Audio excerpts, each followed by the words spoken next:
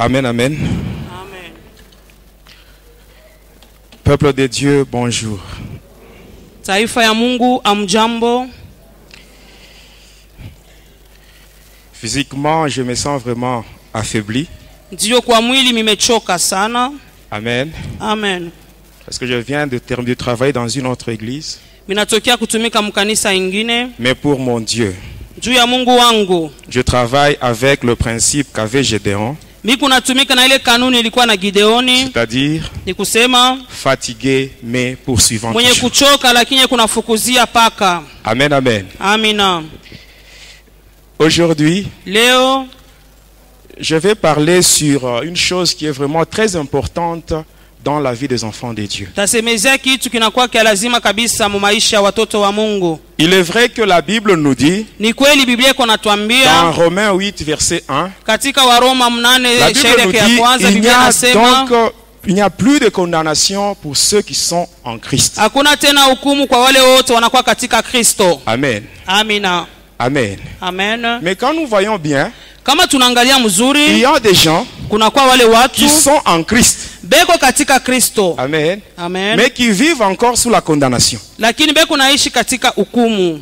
Amen. Amina. Il n'y a plus de condamnation Hakuna tena pour hukumu ceux qui sont en Christ. kwa wale wote wanakuwa C'est katika seulement Kristo. ceux-là qui vivent selon la volonté de Dieu. Ni paka wale weko naishi kufuatana na mapenzi ya Mungu. Amen. Tu Amina. peux être dans l'église, mais si tu ne vis pas dans la volonté de Dieu, Unaweza kuwa mkanisa lakini kama uishi kufuatana na mapenzi ya Mungu, sache que la condamnation sera toujours sur toi. ujue kusema hukumu iko paka juu yako. Amen. Amina. Aujourd'hui, je vais parler sur mon initiation. Leo mitasungumuzia kuhusu mafundisho yangu, namna gani balinifundisha, La manière dont j'étais initié dans les pratiques sataniques. namna gani balinifundisha katika maneno ya uchawi. Amen. Amina. Mais pour cela, Kwa ile j'ai quelque chose à te dire.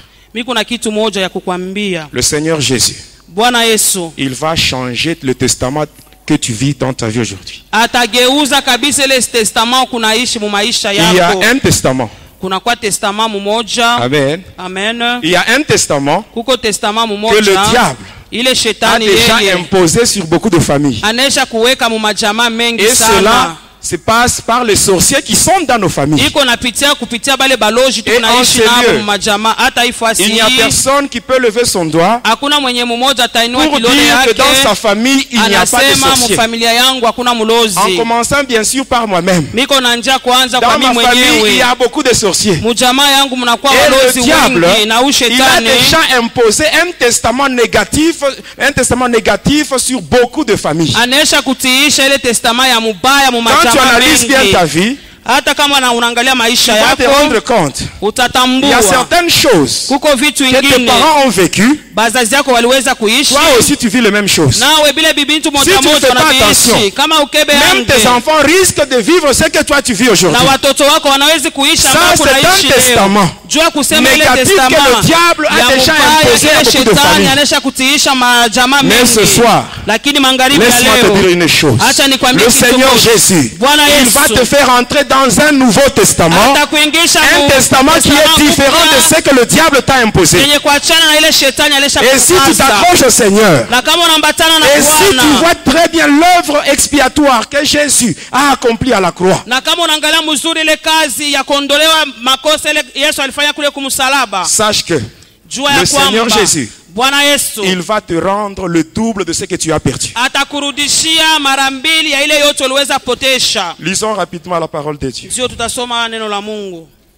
Le premier livre que nous allons lire, c'est l'Épître aux Hébreux, Tutasoma kitabu ya kwanza katika barua ya Waebrania. le chapitre 9, Tutasoma sura yake ya 9, du 16e jusqu'au 17e verset. shairi ya 16 mpaka 17. Le deuxième livre, Kitabu ya pili c'est le livre de Lamentation. tunasoma Maombolezo. Lamentation chapitre 5 et le verset 7. Maombolezo sura 5 shairi yake ya 7. Le troisième livre, Kitabu ya 3 c'est Colossiens chapitre 2 verset 14. Wakolosayo pili 14. Et le dernier livre, Na kitabu ya mwisho c'est Zacharie chapitre 9 Zakaria 9 verset 11 à 12. shairi yake 11 mpaka Nous 12. commençons avec Hébreux 9 verset 16, Tunaanza na Waebrania 9 verset 16 à 17. 16 mpaka 17. Nous dit ceci.